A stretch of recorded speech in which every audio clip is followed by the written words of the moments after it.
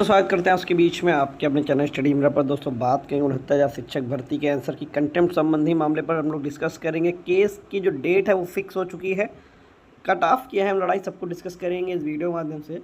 तो वीडियो बिना स्किप करते बने रहिए मेरे साथ आपके अपने चैनल स्टडी मिरर पर। जो लोग चैनल पर नए हैं तो प्लीज़ चैनल को लाइक करें, शेयर करें, सब्सक्राइब करें, साथ में बेल आइकन दबाना भूलें ताकि मेरे वीडियो नोटिफिकेशन आप तक पहुँच रहा है। ये शुरू करते जैसे दोस्तों आपको बता दें, कंटेंट नंबर 4695/2023 आप देख सकते हैं। फाइनली इसमें डेट लिख कर आ चुकी है 14 मई 2025। डेट फिक्स कनेक्टेड विद 29/75/2022, यानी कि इस पर डेट फिक्स है, कनेक्टेड है। और 14 तारीख को फिर से इस पर आगे सुनवाई होगी जस्टिस राजीव सिंह की बेंच में।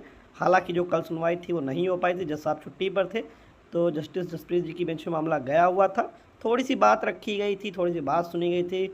जो सरकारी अधिवक्ता रणविजय सर थे उन्होंने अपना एफिडेविट कोर्ट में रखा और अपनी बातों को रखा 1-2 मिनट के लिए। तो उन्होंने सीधा कह दिया कि ये वही बेंच देखेगी जो इस बेंच मामला देख रही थी, और इसको 14 तारीख इसमें डेट फिक्स करते हुए उसी बेंच में मामले को ट्रांसफ़र कर दिया। ठीक है, तो कल की सुनवाई कुछ अहम नहीं रही, कुछ खास नहीं रहा, कोई वैसी बात नहीं रही, क्योंकि इस कंटेम्प्ट का जो फाइनल डिसीजन देंगे वो जस्टिस राजीव सिंह जी ही देंगे, क्योंकि उन्होंने पर्सनल अपीयरेंस जारी किया, सब कुछ किया, तो उम्मीद पूरी है ऑर्डर वही देंगे। दूसरी तरफ इसमें मैं बात क्यों कह रहा हूँ, कट ऑफ की अहम लड़ाई। कट ऑफ की अहम लड़ाई इसलिए मैं इस मुद्दे को कह रहा हूँ, इसमें आप समझने का थोड़ा सा प्रयास ये कीजिए। देखिए, एक दूसरे के ऊपर आरोप प्रत्यारोप लगाने से कुछ नहीं होता है। आप कोर्ट जाएंगे, जिसको लगेगा उसका हक अधिकार का हनन हो रहा है वो कोर्ट में आपके विरोध में आएगा।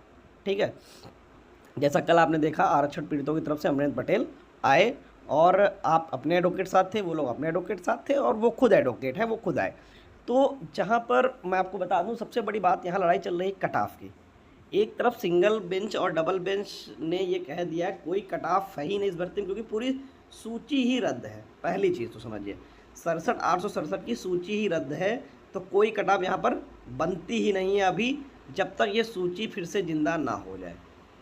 ठीक है, अब अगर सबसे बड़ी बात यहाँ पर जो जज साहब है, अब जो कोर्ट में एफिडेविट लगा अभी मैंने तो नहीं देखा, उस पर टीम देख चुकी होगी या फिर जजेस या फिर उनके एडवोकेट उसका एनालिसिस कर रहे होंगे कोर्ट ने आखिर क्या बताया। उम्मीद पूरी है, सरकार ने भी यही कहा होगा, सर अभी कोई कटाफ ही तय नहीं है तो हम किस कटाफ पर नौकरी दे दें। ठीक, जिसका मामला माननीय सर्वोच्च न्यायालय में चल रहा है वहाँ से कटाफ तय होगी तो हम जाकर देंगे। तो मैं एक चीज़ आपसे कहना चाहूँ, जितनी चीज़ें आसान लगती उतनी आसान चीज़ें होती नहीं हैं, आप ये समझ लीजिए।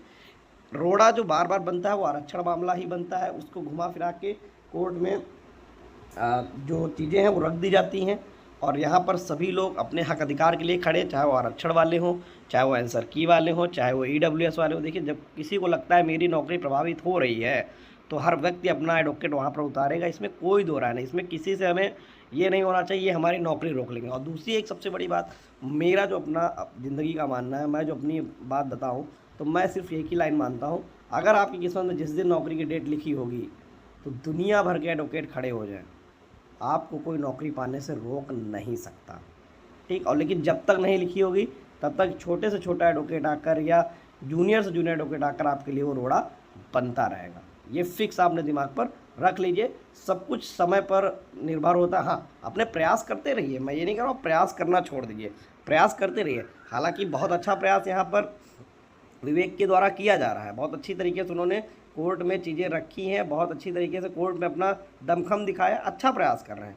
लेकिन बाकी 11 तारीख की सुनवाई, 14 तारीख की सुनवाई हो तो और स्पष्ट चीज़ें पता चले कि आप आखिर उस एफिडेविट में आया क्या, इतना बड़ा एफिडेविट में आखिर उन्होंने क्या लिखा। हालांकि जो जानकारी मिली तो यही थी कि single bench double bench supreme court हर उन्होंने हवाला दिया, मिसलीड किया गया कोर्ट को, ऐसा उनके द्वारा बताया गया। लेकिन अब देखिए, हर व्यक्ति हर तरीके से चीज़ों को करना चाहता है, तो थोड़ा सा धैर्य रख लीजिए, मुझे लगता है चीज़ें पता चल जाएंगी। और कट ऑफ इतना आसान नहीं है तय होना। ठीक है, किस कट ऑफ पर दे दे, क्योंकि कट ऑफ अगर देखा जाए तो आज की डेट में कट ऑफ है ही नहीं। अगर ऑर्डरों का हम एनालिसिस करें तो आज की डेट में कट ऑफ है ही नहीं, क्योंकि डिवीजन बेंच का आदेश है 67,867 की सूची को पुनः बनाएं, रिविजिट करें, जिसको सरकार ने अभी तक नहीं किया। और सरकार ने अगर मान लीजिए कट ऑफ यहाँ पर लगा दिया, मान लीजिए सरकार ने कट ऑफ यहाँ पर दे दिया, तो इसका पूर्ण मतलब यही हो जाएगा कि सरकार ने इस लिस्ट को रिविजिट कर दिया। जो अब कट ऑफ सरकार देगी वो इसका मतलब यही हो जाएगा कि लिस्ट रिविजिट है, उस कट ऑफ पर भी लोग चैलेंज कर देंगे। लिस्ट रिविजिट हुई आपने बताया नहीं, ये सब चीज़ें, क्योंकि सुप्रीम कोर्ट ने अग्रिम प्रक्रियाओं पर रोक लगा रखी है, किसी प्रकार की अन्य कोई प्रक्रिया आगे नहीं बढ़ सकती जब तक माननीय सर्वोच्च न्यायालय इस पर कुछ ना आदेश दे दे। तो धैर्य रखिए, 14 तारीख की डेट फिक्स है, वहाँ जो भी जानकारी निकलेगी आपको उसकी अपडेट दी जाएगी। धन्यवाद।